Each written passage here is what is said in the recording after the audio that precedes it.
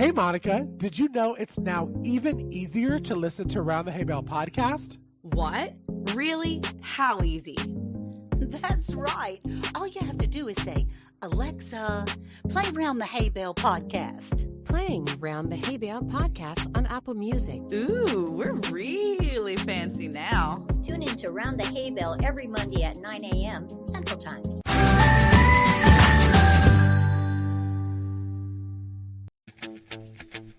Grab a cup of joe and let's gather round that hay bale. With your hosts, Ann from Andale Homestead, Cayce from Ormsby Farms, Monica from Bland's Promised Land Ranch, and Sandi from Suburban Homesteader, Wyoming, Arizona.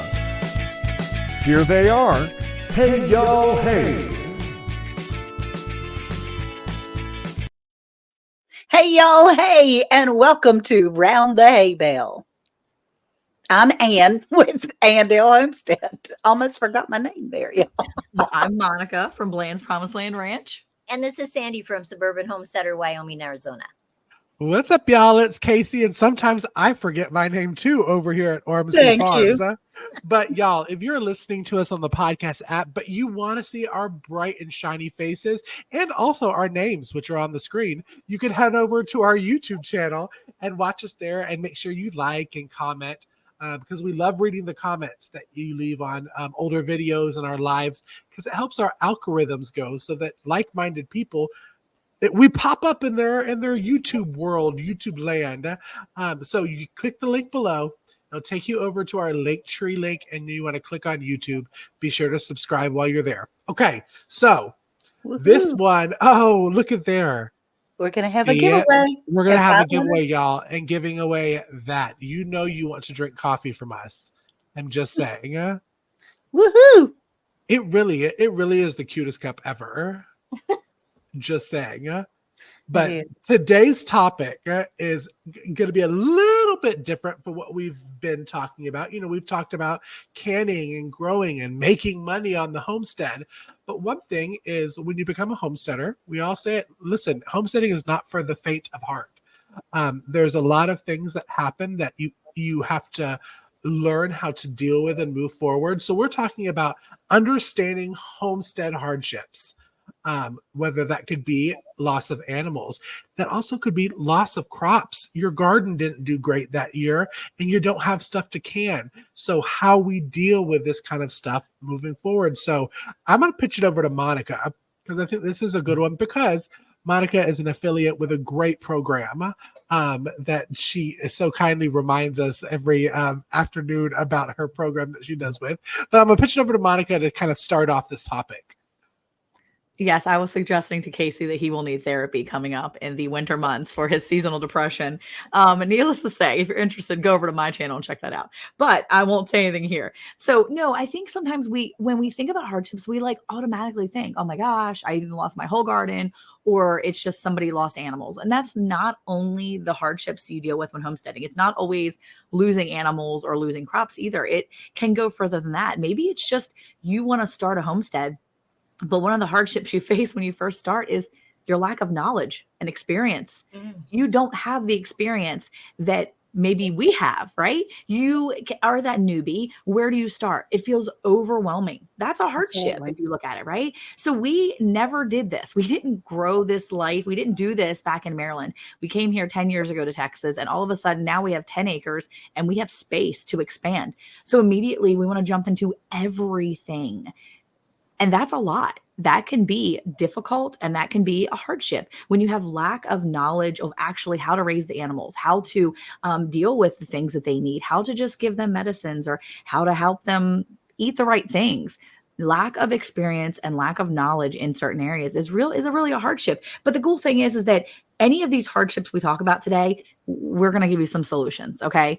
Lack of experience, lack of knowledge. If you want to start doing something, let's just say you're not necessarily in a homestead, you're in an apartment, or you're in a townhome, or you're in a little community with an HOA, whatever you're doing, you want to start doing something new. Well, you don't have the experience, but maybe your best friend does. Maybe your neighbor does. Maybe you met someone at the farmer's market that knows what they're doing. ask them. Don't be afraid to just open your mouth and ask, hey, I really want to start baking bread, but I don't know the first thing. Do you have any advice? Do you have any tips? Is there anything I can do? What can I do to start? Maybe that person teaches classes, or maybe they know a good YouTuber that has classes online, or they can come over and even show you how to do it themselves. Whatever it is, if you open your mouth, you can find the experienced people to help you get that experience you need. And if you are afraid and you don't want to leave the comfort of your own brain, then get on YouTube, get on Instagram, get on all the socials and start doing your research. Lack of experience isn't a reason to not start something. And sometimes you can find the best knowledge of what you're doing just on social media. There are lots of people that know what they're doing and they're willing to help and explain to you to start. So that's my one thing I wanted to encourage people. You know, if you feel like you have something you want to start doing, but you know it's too hard in your brain, you're like, I don't know. I don't have the experience. I don't have the knowledge. There's lots of ways to get both of those things. So when you're thinking about homesteading hardships or hardships in general, I mean, what are you thinking, Sandi? What's another hardship you can think people might face? Well, say that you've been on your homestead for a while, right? You got your spouse, your significant other, you have your families. Families change. You may have been on a homestead for a few years and your spouse says, this just isn't for me. Your kids start growing. When they thought it was fun to do all these things when they were 12, now they're high school students and they don't want to do it anymore. They don't want to get up at 5 o'clock and feed before they go to school. Mm-hmm. This can be very strenuous. What if in this family unit you have a death? Right. Maybe it was your husband that did a lot of these physical things. That can be a real hardship. You have to decide, can I go forward with this?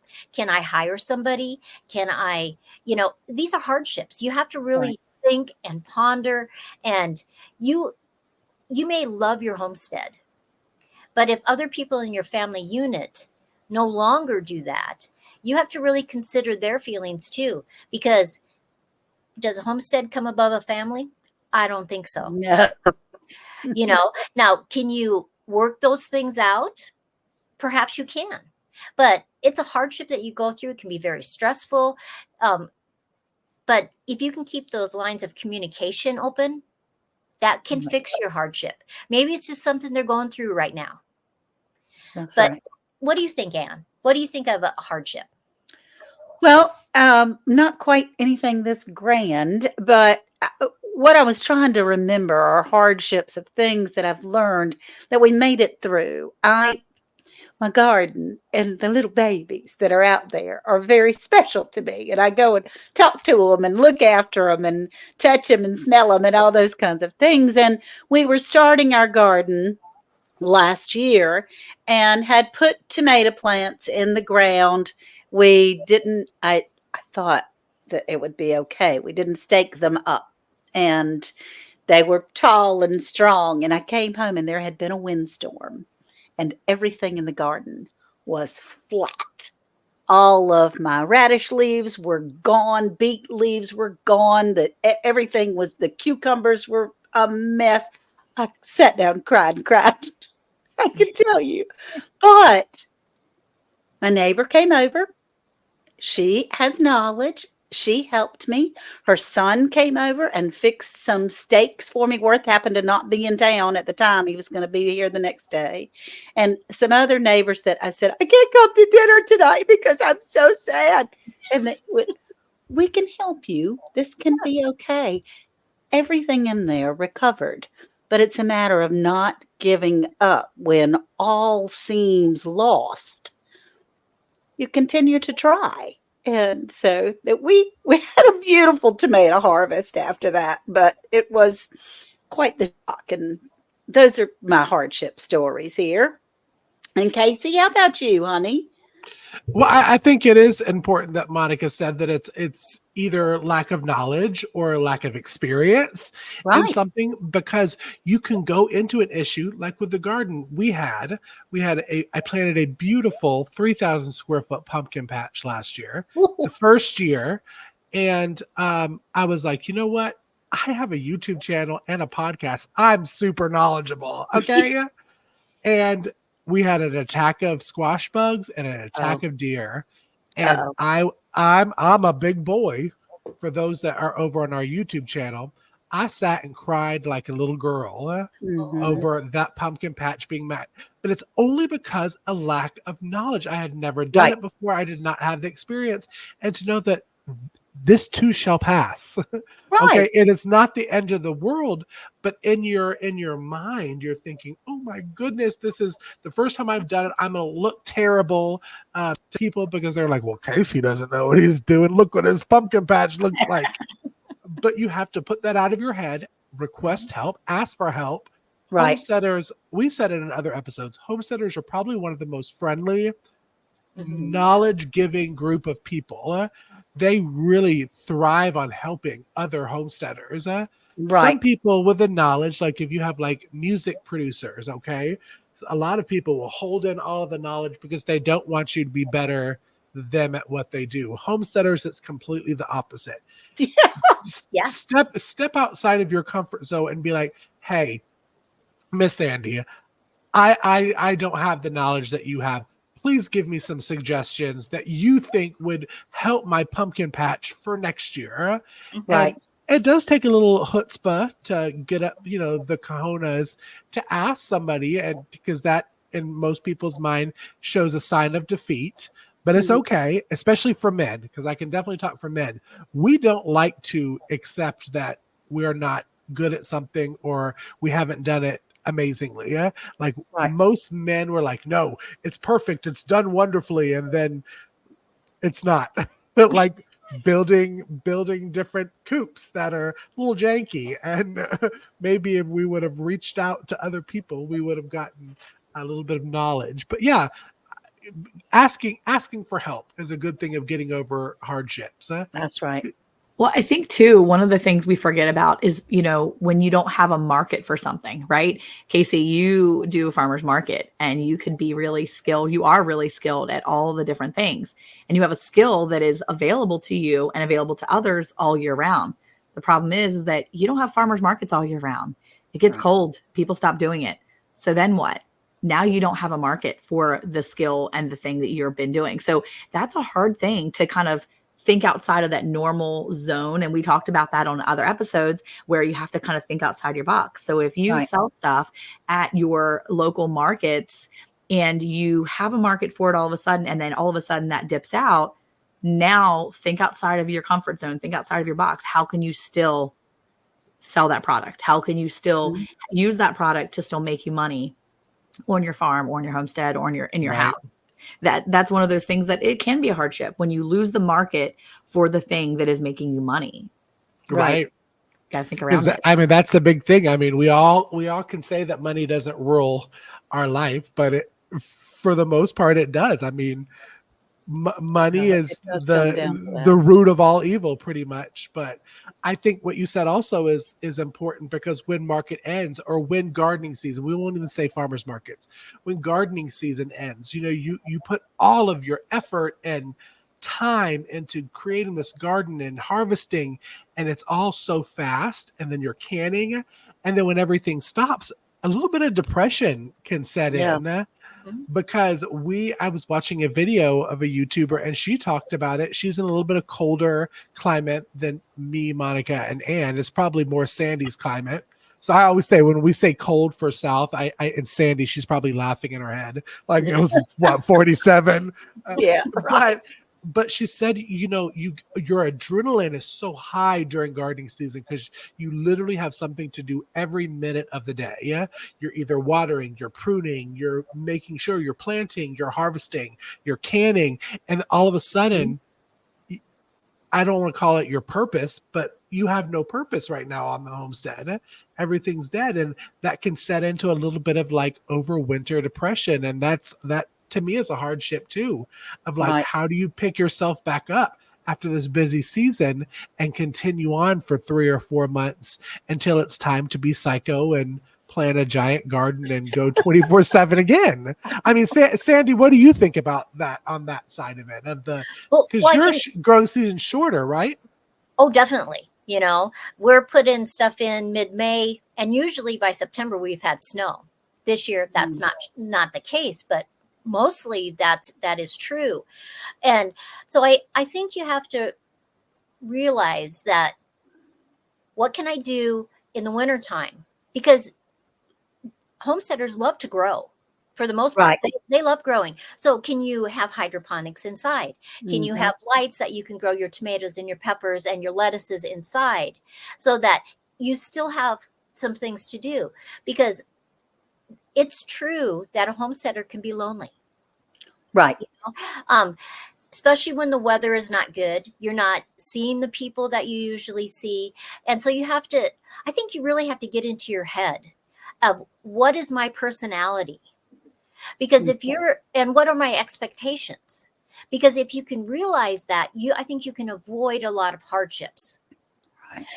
Like if you're kind of a procrastinator, you have to you need lists. You need to be able to check those off. And so that you're getting those things done, because on a homestead versus living in town, if you don't go out and feed your animals and have water for your animals, right, you could be into a very hardship, because they can get sick. They could die. They could get frozen. There's a lot of things that you have to really go, okay, what is my personality? If you're, I guess like a slacker, that you've always had a job that somebody has always told you what to do each day, and now you're on a homestead and you have to make those decisions. Right. Know your personality so you can avoid those hardships. Know what I have to do every single day. You don't have to keep up with the Jones. Your homestead is going to be different than every other homestead in the country. Right. But know yourself. And what would you think is, when you're looking at other homesteaders, because a lot of people that are homesteaders, are there things that pop out to you that, I don't think they're really realizing this could turn into a hardship? Well, there are things that do pop out. Monica's family went through it. Many people out west went through trying to feed their animals when it was a drought and the weather got so hot. The wheat and the hay was not able to be harvested, and people were having to process or sell off their livestock because they couldn't feed them. And that absolutely is a terrible hardship. But there is a way of being able to plan around that. That is something that we have discussed in previous podcasts, where you can plan around being able to still feed your animals, even if there is a weather situation or a drought, or that it's 400 degrees for 3 months in a row, that kind of thing. You have no grass. And so those types of hardships, to understand that nature plays with us sometimes, and to have our own personalities and our own perseverance and our own fortitude of what we're going to be able to accomplish. There are many different ways and routes to be able to get to the same destination. And that's what I like that we do here, is that we do talk about problems and hardships, but we also talk about solutions at the same time. Well, you're really good at finding solutions. And I think I don't know if you know it or not, Miss Ann. One of the things I see on a lot of people's homesteads is that they're not prepared enough for things that will be hardships, right? They are further away because when you're on a homestead, a lot of times you do try to get further away from town, right? So I am 30 minutes away from the nearest hospital, right? So when we first moved here, we had a big accident within the first 4 days of us arriving here in Texas. It was a major accident. We had to call 911. And from a city girl that's coming from, I lived within like 15 minutes of the nearest, not even that, it was probably 5 minutes away from the nearest fire station my entire life. So for me to call 911 and for them not to know where I am, have to switch me over to the switch. They switched me over 3 different times to get me to the right county finally. Oh, no. Then for them to say, okay, well, they're about 35 minutes away. I was like, excuse me, what? Yeah. I just called 911. That means it's emergency. It's emergent. Get your little emergency booties out here. That doesn't That doesn't mean anything to them. So when you live on a homestead and you live further away from town, you need to realize how far away you are from emergency care as well, which means Mhm. in order for you to, I see people that live further out, and I think they don't really adequately prepare for those hardships that they may face, which means, again, Miss Ann, you're really good at this. You want to be people to be prepared. What happens if you lose power? What happens if you have an emergency situation? Do you know how to do CPR? Do you know how to take care of deep bleeds? Have you educated yourself, given yourself that knowledge and the skill set that it requires for you to live further out? You can Right. prepare yourself for the emergency hardships, those type of things that might seem to need emergency care, if you get yourself some preparation ahead of time. Learn how to start a fire, learn how to cook over an open flame, learn how to filter your water, learn how to do first aid and proper safety, even if it's Right. just basics. You don't have to overwhelm yourself. And I'm not saying go out today, but make a list of the things that might be like worst case. Worst case, we lose. I mean, look at Lisa up at Yogi Hollow Farm. They've had no water for weeks and weeks. It's What would crazy. you do if you couldn't turn the faucet on and get yourself a cup of water? Mhm. How do you take care of that? So just prepare yourself for some of these scenarios so that when that hardship comes your way, when you have a child that needs attention, how fast can you get them to the emergency room? Think Right. about those things. How fast can I get my husband, who might be bleeding, out to an emergency room? Can I get them emergency care? Do we know how to wrap the bandage, wrap the wound enough? You know, Eric stabbed himself by accident on Christmas Eve of last year. When he did, he was surrounded by 4 children, ages 14 and under. Immediately, the 16-year-old responded, came out, called me. And then now you have this children. An 8-year-old took the shirt off of his back, gave Oh. it to the 14-year-old, and the 14-year-old made a tourniquet for Oh. Eric. I mean, like these are people So that awesome. knew how to respond in an emergency situation. Just equip yourself and give yourself some basic knowledge. And that's Right. going to help you for those hardships. And even if you're panicked and you're freaking out and you're like losing your mind, that knowledge is going to kick in. Those skills are going to kick in and you're going to be like, wait, I learned how to do this somewhere. Right. I mean, the tourniquet was way too tight and he ended up getting bruising for like months later. Yeah. And he was like, why am I in pain? And the That doctor was fear. probably because your tourniquet was too tight. Yeah. But it's life and it happens and hardships happen all the time. So yeah. Yeah. Yeah. And I'll say that I've remembered one thing from Anne that I'll never forget about Crisco. And with right now, I mean, I'm in Georgia. We are bracing for Hurricane Helene. Yeah. That by the time this episode comes out, would have been past and way gone. I'll be long gone. But one thing that I knew is, okay, I'm looking at my pantry. What videos of Ann Dale's that I watch to make sure that now I have a generator, but that's good. if everything was to go out, can I get light and I'm able to cook? Right. Do I have meat that's ready, that's canned, that I can heat up? Those kind of things.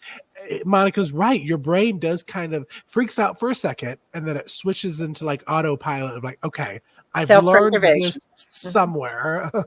Can't remember where I've learned it, but I know I've learned it. That's right. So that's well, a good what thing. we learned as far as that goes is being able to it brings me peace to know that I have some preparations. I mean, I might be freaking out while I'm going to grab it, but then I'll go, oh, okay, thank goodness. This is simple. We'll just use this kind of thing instead. But on a homestead, sometimes we need to realize that although we might need to call 911, there might not be one there for you. And so at least for a small period of time, say a hurricane or wildfires or something that the emergency vehicles can't get to you, then being able to be self-sustainable, having a plan just in case, just to make it through. And that's right. Sandy. And there can be a lot of financial hardships on a homestead. Yes. Okay.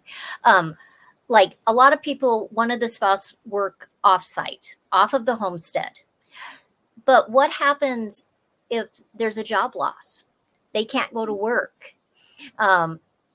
You have to pay your taxes. You'd like to think that if you're on a homestead, you don't have to pay taxes, but that's not true. You have to pay property taxes. You have to pay income taxes. Financial, no matter where you are, even if you're not a homesteader, can be one of the hardest things a family goes through. Right. As a homesteader, I see a lot of people reevaluating their priorities.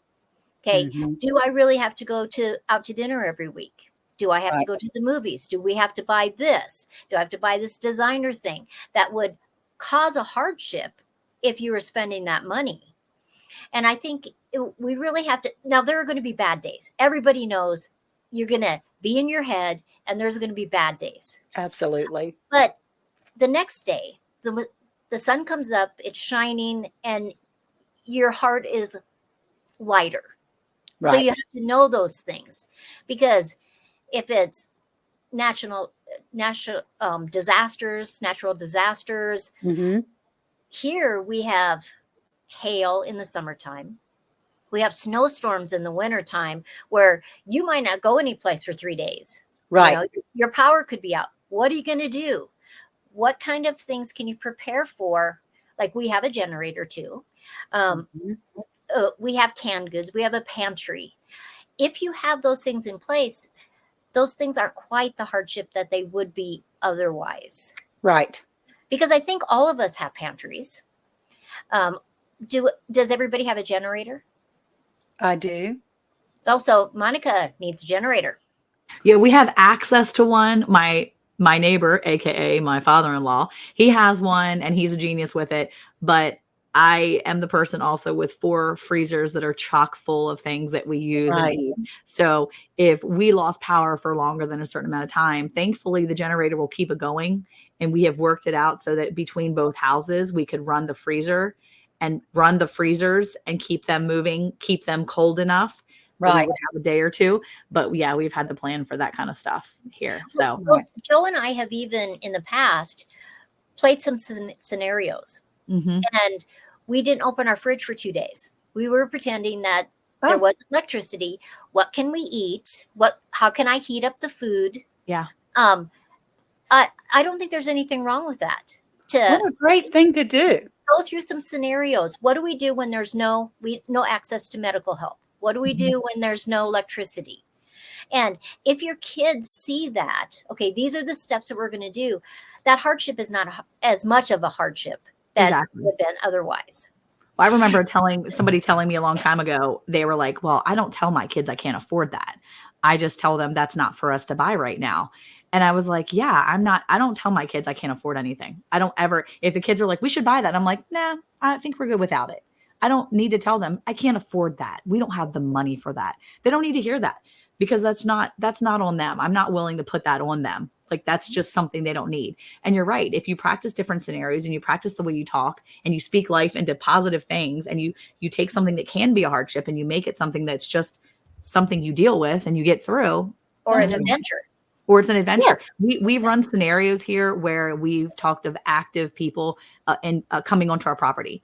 Our children know that in worst case scenario, someone comes onto our property that is not welcome. They know how to handle it. From the top to the bottom of my kids, every one of them knows that if for some reason mom and dad are not here and someone comes onto the property that's not welcome, they have steps in place, and we have acted it out actively. Cool. With our animals, with our dogs, with our kids, all of it. So they know exactly what to do, where to go, who to call, and where to. So they've played that scenario. It's not something you should have to do, but it's something we do because I want them to know it's not scary. It's just a thing. Right. We do. Yeah. The hardships on homesteads are something that we can work through. You come to the other side. You come through the other side, right? I think sometimes we forget that just because we are adults, we don't have to play those things out. You know, we always want to teach our kids or teach others. And sometimes, like Sandi said, you have to do it yourself. Right. You know, Cayce is with his mom there. So it's not like they're like, well, let's teach such and such about it. No, let's teach ourselves that we can handle it. And I think that's something important to remember is even as adults, you need to go through these scenarios. It's not always just if you have kids. Well, I think there was a lot of stuff on YouTube once that did like the 24-hour and the 36-hour, like kind of off-grid kind of like test. Like, are you prepared? And I remember I think I did 24. I can't remember if I did 36. But it's just like Sandi said, how are you getting food? How are you heating up that food? How are you cleaning dishes afterwards? If you have that set in place, that kind of game plan, then the hardships seem a lot less hard. If something was to go wrong. That's right. That's exactly right. So thank you all so much for coming to Round the Hay Bale podcast. Remember, all you have to do is say, hey, Alexa, play Round the Hay Bale podcast. And then you'll get to hear all of our subjects and all of our things. So we do really appreciate you being here. Be sure to check out every Monday on all of the podcast views and avenues for our Round the Hay Bale podcast. Thank you so much. So bye, y'all. Bye. See you soon.